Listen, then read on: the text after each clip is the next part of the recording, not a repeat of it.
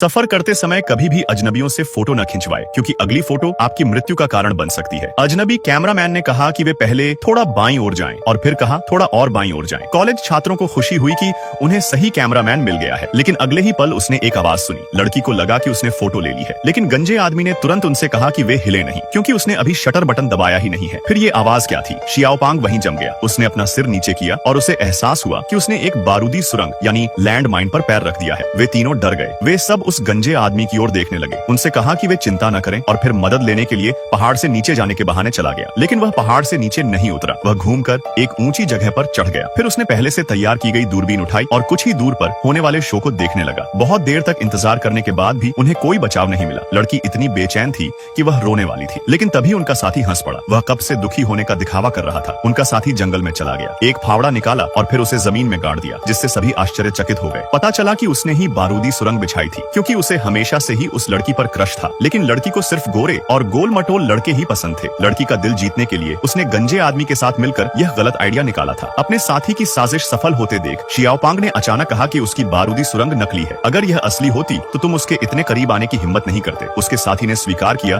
कि खदान में विस्फोट नहीं होगा, लेकिन अगले ही क्षण यह सचमुच में विस्फोट नहीं हुआ। लेकिन अब मामला अलग है। एक बार सेफ्टी पिन निकल जाए तो खदान कभी भी फट सकती है। यह सुनकर शियाओपांग की हंसी रुक गई। लड़की अपने साथी से विनती करती रही कि उन्हें जाने दे, लेकिन यह देखकर कि लड़की अभी भी शियाओपांग के लिए विनती कर रही है, उसका साथी बहुत क्रोधित हो गया। उसने सेफ्टी पिन को सीधे पहाड़ के नीचे फेंक दिया, फिर अपना बैग पहना और बिना पीछे देखे चला गया। लेकिन वह ज्यादा दूर नहीं गया, बल्कि उस गंजे आदमी के पास आ गया। अब वे दोनों बहुत ही परेशान हो गए और उन्हें कुछ भी समझ नहीं आ रहा था कि क्या करे। शियाओपांग ने अपनी प्रेमिका से भी जाने को कहा। उसकी प्रेमिका ने किसी भी कीमत पर जाने से इनकार कर दिया। वह शियाओपांग को बचाना चाहती थी। जल्द ही उसे पहाड़ के नीचे से सेफ्टी पिन मिल गई, लेकिन लड़की काफी देर तक कोशिश करने के बाद भी उसे वापस नहीं लगा पाई। यह देखकर कि शियाओपांग गिरने वाला था, उसकी प्रेमिका ने उसके पीछे एक गड्ढा खोदने का फैसला किया। शायद विस्फोट से पहले अगर वह उसमें कूद जाए तो उम्मीद है कि बच जाए, लेकिन अंधेरा होने वाला था और गड्ढा अभी तक नहीं खोदा गया था। लेकिन तभी एक शिकारी कुत्ता अचानक उनकी ओर झपटा। लड़की ने जल्दी से उसे भगाने के लिए फावड़ा उठाया। जब शिकारी वहां पहुंचा तो उसने सोचा कि वे उसके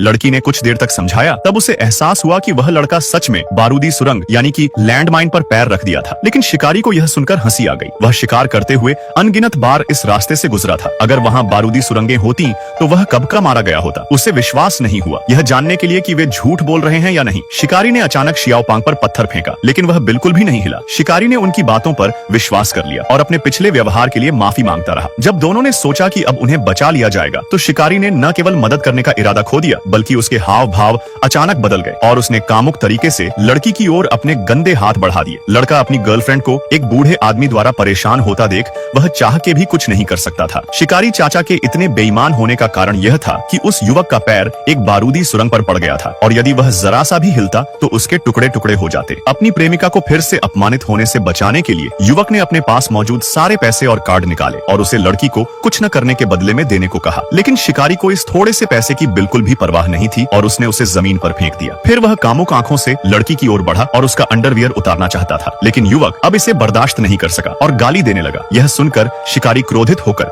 युवक को धक्का दिया और उसे द्वंद्व युद्ध के लिए चुनौती दी। युवक दुखी दिख रहा था, लेकिन उसकी हिम्मत नहीं हो रही थी कि वह हिल सके। इस राक्षस से जल्द छुटकारा पाने के लिए प्रेमिका को आखिरकार समझौता करना पड़ा। उसने उसके सामने अपने कपड़े उतार दिए और फिर उसे शिकारी को दे दिया और उसे जल्दी से जाने के लिए कहा। लेकिन तभी शिकारी ने फावड़ा उठाया और युवक के पीछे आकर उसे खदान से बाहर कूदने के लिए एक गड्ढा खोदने में मदद करने का नाटक किया। तभी शिकारी के बैग में रखा रेडियो अचानक बज उठा। लड़की यह देखकर बहुत उत्साहित हुई और उसने शिकारी से रेडियो का उपयोग करके पुलिस को बुलाने में मदद करने के लिए कहा। लेकिन चाचा इस अच्छे अवसर को नहीं छोड़ने वाले थे और फिर उसने लड़की के कपड़े दूर फेंक दिया और उठाकर लाने को कहा। लड़की को इतनी घृणा महसूस हुई कि उसने उसके सामने झुकने की बजाय गड्ढा खोदना बेहतर समझा। लेकिन जल्द ही कठोर पत्थर और मिट्टी ने उसकी इच्छा शक्ति को तोड़ दिया। फिर लड़की सीधे उन छोटे कपड़ों के पास गई, उन्हें उठाया और शिकारी को सौंप दिया। लेकिन शिकारी अभी भी संतुष्ट नहीं था। लड़की असहाय थी, लेकिन वह अपमान सहन कर सकती थी। वह रेंग कर आगे बढ़ी और उसे दे दिया। कपड़े मिलने के बाद शिकारी ने अपना विचार बदल दिया और कहा कि कुत्ते की तरह उसे वापस उठा के लाओ। लड़की ने कुत्ते की तरह कपड़े वापस ले आई। फिर उसे वॉकी टॉकी सफलतापूर्वक मिल गई तो उसने पाया कि दूसरी तरफ मौजूद व्यक्ति अंग्रेजी नहीं समझ सकता था। उसने शिकारी से अनुवाद में मदद मांगी और इस बार शिकारी ने हाँ बोला, लेकिन एक शर्त पर, और उसका शर्त था कि उसके एक अनुवाद पर लड़की अपना एक कपड़ा। जब आदमी ने देखा कि लड़की अब और कपड़े उतारने के लिए तैयार नहीं है तो उसने अपना असली चेहरा दिखाया और बंदूक के बल पर उसके साथ जबरदस्ती करने लगा। अपनी प्रेमिका की रक्षा के लिए युवक ने जिसका पैर लैंडमाइन पर था, अगर वह हिला तो उसके चीथड़े उड़ जाते। शिकारी का ध्यान भटकाने के लिए पीछे से जोर से गाली दी और फिर जल्दी से अपनी प्रेमिका को तेजी से भागने के लिए कहा। यह देखकर शिकारी ने जल्दी से उसका पीछा किया, लेकिन वह इतनी जल्दी में भागा कि वह भूल गया कि बंदूक अभी भी वहीं है। युवक ने सेफ्टी पिन का उपयोग कर बंदूक अपने हाथ में ले ली, लेकिन जब वह पलटा तो उसने देखा कि वह शिकारी उसकी प्रेमिका को धमकाते हुए वापस ला रहा है। बंदूक की नाल का सामना करते हुए शिकारी को जरा भी घबराहट नहीं हुई, क्योंकि उसे पता था उसकी गोली लड़की को भी लग सकती थी और युवक अपनी प्रेमिका को गलती से भी चोट नहीं पहुंचाना चाहता था। अंत में शिकारी लड़की को एक चट्टान के पीछे घसीट कर ले गया। तभी घाटी में एक तीखी चीख सुनाई दी। कुछ समय के बाद उसने लड़की को छोड़ दिया और युवक को शिकारी पर निशाना साधने का मौका मिल गया। वह गोली चलाने ही वाला था, लेकिन उसके बगल में खड़े शिकारी कुत्ते को कुछ समझ आ गया और वह उसके ऊपर दौड़ पड़ा। जब वह फिर से उठा तो उसने देखा कि शिकारी उस पर हंस रहा था कि वह इतने लंबे समय तक नकली बारूदी सुरंग पर खड़ा था। सबसे दर्दनाक बात यह थी कि गलती से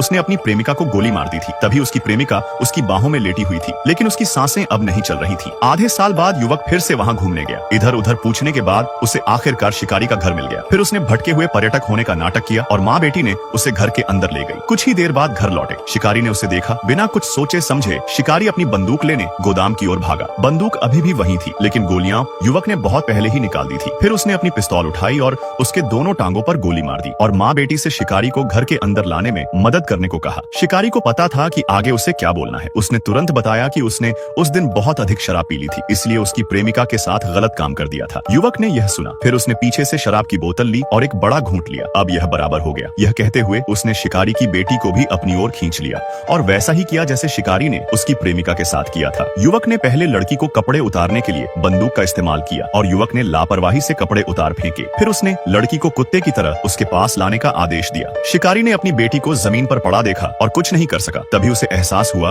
कि उस समय लड़का कितना दर्द में रहा होगा, लेकिन अब पछताने के लिए बहुत देर हो चुकी थी। शिकारी को अपमानित करने के लिए उसने लड़की के नीचे के कपड़े शिकारी के मुंह में ठूंस दिए और फिर उसकी बेटी को आधे साल पहले हुई घटना बताई, जिससे उन्हें पता चल गया कि उसका पिता वास्तव में मानव रूप में एक जानवर था। और फिर वीडियो लाइक करने पर पार्ट 4 मिल जाएगा।